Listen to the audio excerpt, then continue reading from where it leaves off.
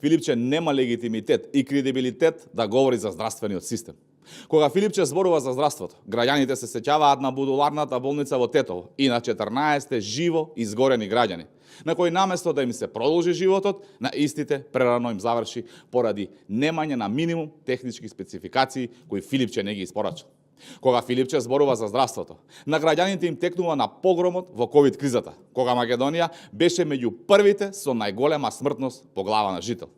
Кога Филипче зборува за здравството, не подсетува и на провизиите кои сакаше да ги заработи преку Стабри вакцините, преку фирма која се занимаваше со продажба на тропски овошје.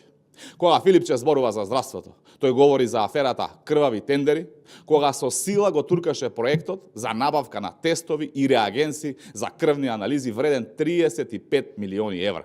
Затоа, Филипче е последниот кој треба да говори за начинот на тоа како треба да се води здравствениот систем.